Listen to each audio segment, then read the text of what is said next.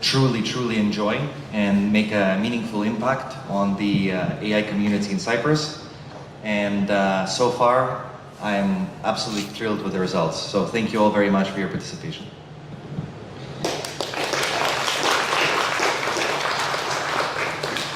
So today, I wanted to make a presentation for you that's very relevant specifically to this hackathon. We're talking about building minimum viable products within 30 hours of coding that are in a very specific field of AI personalization in fintech. We want to make sure that the customer experience is beyond what we were able to achieve before generative AI and other AI tools. And definitely, it needs to be done with purpose and with a strategy. So this is exactly the topic of my presentation, AI product excellence. Thank you. What makes a good AI product? Does it have an AI component? Is it certainly based completely around AI? Or AI just a gimmick inside of the product just to make sure that you can put that tick box? Well, one interesting statistic is that 55% of organizations as of October 2023 were piloting or implementing generative AI in production, with 10 having finished the implementation. So this is definitely a hot topic right now, and the way to do it is not very easy. We know that around 95% of projects and products fail within the first 3 years, and this happens when there is not a comprehensive strategy that is reliant on enhancing the user experience. The Quadcode strategy for building products and including AI into our products is clientocracy. Putting the client's user experience first, listening to feedback, and making sure that the user experience is beyond what was imagined even by the user, providing them with something that they needed without them even having requested it. How can you enhance user experience via AI? Well, it's very simple. You need to solve frustrations. You need to solve problems for users by identifying your target audience, understanding how the user uses your product. What is the user's segment? How does the user expect your product to look and feel like? And then making sure that you tick all the boxes and completely overwhelm them with quality user experience. Never stop continuous customer development. Stay in touch with your users, talk with them. Ask them what could be wrong, what could be good. Ask them what they would want to see inside of your product. And make sure to split your users by categories, accounting for their economic background, their accessibility concerns, and their segmentation. You have to prioritize the tasks based on the impact on the user experience. Getting quick wins out of the way is no longer enough. You have to have a comprehensive strategy that enhances the user experience over a long period of time, even if you start with the smaller pieces of your product being tailored to your customer. Hypothesis testing is extremely important because it allows you to track the direction in which you're going, whether it is improving the customer experience or not. And don't forget, statistically insignificant hypothesis tests does not mean that you should not roll out a feature. It just means that the metric that you're checking for might not have been affected specifically by the feature you just released. And finally, don't forget that it's not only client-facing features that include AI that are important. AI tools can boost productivity and optimize your operations, especially in sectors such as IT, financial services, and professional services by up to 5 times. This is especially relevant for us in Cyprus, where these industries are a gigantic part of our market share. We know from the data, from our World in Data, research that they did in 2019, that Cyprus has the longest working hours of all countries in Europe.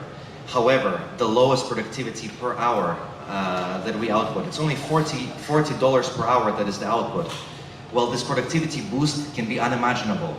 We can jump all the way to the top ranks of European markets by our productivity simply by upskilling and increasing our understanding and usage of AI tools. How do you personalize to your users? Let's say now that you've understood them, you've spoken to them, you know what they're expecting, you understand your demographic, which is an extremely difficult and important task. Now that you know, what do you do? What steps do you follow? We know from markets like Japan, handmade, tailored products like ceramic bowls and specific paintbrushes that they produce. They command the highest prices and they're considered to be the highest level of prestige in terms of physical products. Well, in terms of user experience products, this human experience cannot be replaced. So you need to always consider where is the borderline between AI and the human touch. However, human-like involvement with your clients adds authenticity.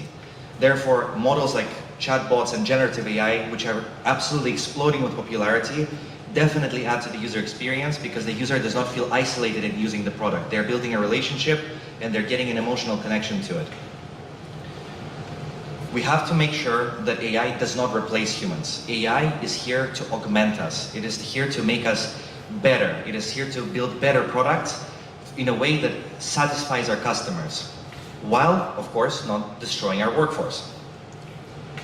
Here I have a very simple example of what you can do in terms of recommendation engines, and in terms of machine learning models, how you can build up to a very, very high standard by going up the ladder of, let's say, the most easier to implement models to very, very difficult ones. For example, in Quadcode, one of the projects that we undertook recently was employing the contextual bandits model to suggest our users deposit amount when they register on our platform and they want to trade. We take into account a lot of the user data, and then we suggest to them what is the most optimal amount for them to deposit. Very often this decreases the number of clicks a user has to do in order to get through the flow, through the customer journey, improving the experience. And it makes them feel like we've read their mind and we understand what they want.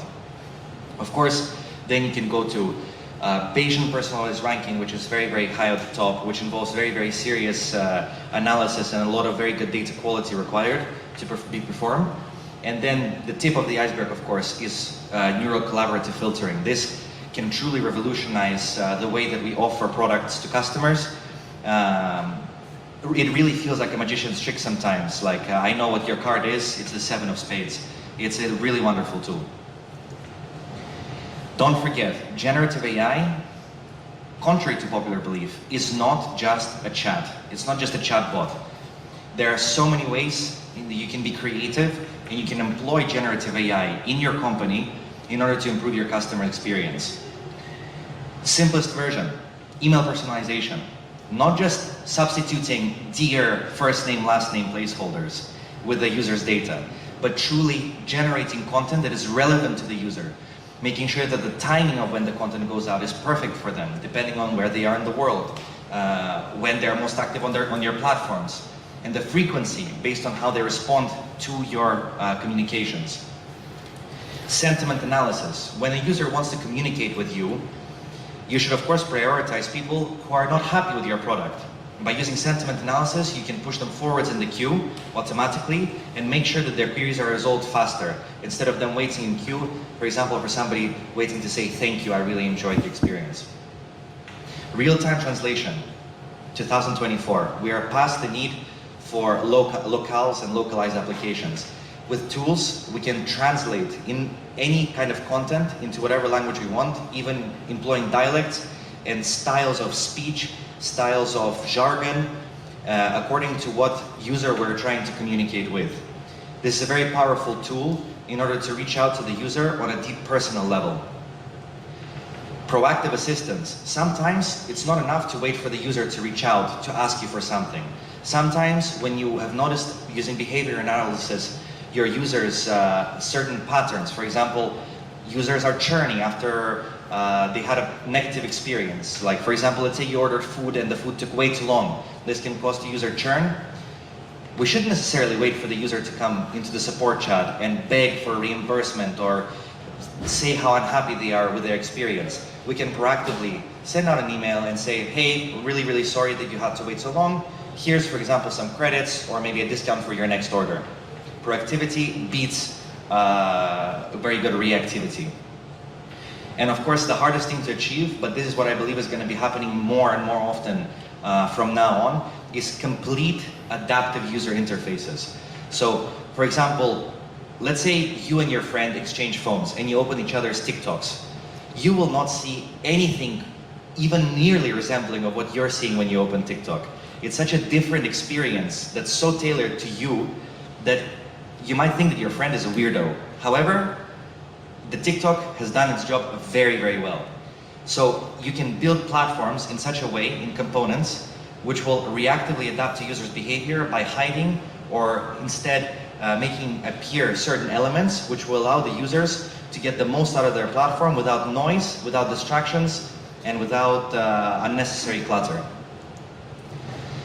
Now, when you're thinking of adding AI into your product or building AI from scratch, you always have to consider implementation versus adaptation, versus innovation, sorry. Implementation, what does it mean? We're going to go into the market, we're going to find a ready product, maybe a model that is accessible via API, we're going to connect it and implement it into our product as a component. Innovation means we're getting an in-house data team and they're building algorithms from scratch, completely based on our data, and making sure that it works exactly how we expect it to work and we understand everything about it. This requires very, very detailed cost-benefit analysis. The development costs can be very, very large for innovation. As we know from reports that OpenAI publishes, when they train their models, their GPT models, they really use a lot of computing power, GPUs. It costs a lot of money. It actually pollutes the atmosphere, which is something that they report as well. You need to consider whether you training your own models is worth it, instead of, for example, fine-tuning or transfer learning, which is a much easier and more accessible way to implement AI into your product. Also, the measure of impact on user experience. I mean, if you can get a very quick win, for example, by incorporating a quick AI program into your application for relatively cheap, it can really generate a very, very fast increase in user experience while it's allowing you to innovate and maybe research other topics in which you can excel. So never put away a quick win if you're working for the long-term goal. The ROI is very difficult to measure in these scenarios for the same reason that it's very, very difficult to measure the accuracy of models like GPT, like LLMs. These things are so personalized that you cannot simply take a cohort of users and assume that the model is going to have the same impact on every user in a statistically similar way from the same distribution. Every single person is going to have a tailored experience. We know that sometimes models can hallucinate, which will cause very, very large outliers in your data. So you need to be very, very careful when you're running your hypothesis tests and you're checking the return on investment. You need to be very precise in handling of your data. And competitive advantage. It depends on whether you're thinking of taking an industry-leading spot with your application, with your platform, with your whatever it is that you're building, with your product. It makes more sense to innovate than to implement, because truly, innovative models are the cornerstone currently of successful startups. Companies which are able to create these innovative models, which are nothing like what is available on the market, are seeing an absolute incredible success and very, very fast investment rounds. However, what is the problem? If you're an existing company, you have to avoid GIGO. Can I see by a show of hands, please, in the audience, who knows what GIGO is? Okay, GIGO is a classic acronym from machine learning, and it stands for garbage in, garbage out. It doesn't matter how good of a model that you're using. It doesn't matter how state-of-the-art it is. If you are putting garbage data inside of your model to train it, you are getting complete garbage out, no matter how much you tune the hyperparameters. So you need a data strategy to rectify your AI pursuits and potentially drop your time to market by 2 to 3 times. We know the horror stories, the data swamps. We've heard of it time and time again. A company grows quickly, the data lake that was set up becomes polluted, it starts growing and growing, there's a lot of garbage in it, and all of a sudden it's a data swamp. Slowly now, our 2003 website logs can be maybe some are over here. This is sometimes what it feels like when you're doing exploratory data analysis and feature engineering for your models. And the funniest part about this cartoon is that the more time passes since its creation, the funnier it becomes. Imagine how funny it's going to be in 2050. 2003 logs are still here. So a lack of clear strategy can lead to serious problems with AI implementation. So I want to draw your attention to what I believe is perhaps the future of data strategy, which is a data mesh architecture. If you're thinking of reliably scaling your product into millions and millions of users, I really recommend you look into it. A data mesh ensures that every single piece of data, whether it's a data mart or even simple table or a report or the outputs of a model, this is a data product. It is controlled by an owner, which is responsible for the quality of the product, as well as a contract, which guarantees that the metadata remains completely uniform throughout time and avoids any kind of pollution of this data product. As well as this, it allows the data platform team, which most of the time acts as like a jack of all trades. Hey data engineer, I need you to clear my table. Hey data engineer, where I can find these values in the database. They do everything. However, this allows them to focus on what's truly important. Maintaining the databases, making sure that they're healthy, making sure that all the queries run on time, and there's no downtime. Because they become data agnostic. They no longer need to care about what is stored, because every single data product now has an owner. Of course, the most important part of it, and that's why it's on the very, very top, is the federated governance. This ensures that every single process, every single export, transform, load is governed, it is checked, and it acts in a predictable way every single time. This team, classically called the data quality team in the data lake methodology, is probably the tying element of the entire architecture of the data mesh, and allows also to decrease a company's compliance costs and the legal costs due to privacy concerns. So, thank you very much for your attention. This was just a small sample of how perhaps you can improve your also projects that you're building here today, thinking a little bit into the future and thinking what strategy you would implement when you finish building your product. I want to please remind you that when you are building your MVPs today, this is not a sports competition. Potentially what you're doing is you're creating a product that will be used by real users with a real purpose to either learn or to trade on the markets. So identify who it is that you are looking for as your target user. What kind of behaviors might they exhibit? What would they expect when they open your platform, when they're using your application? Try to understand them and tailor it to your target audience. So, at this point,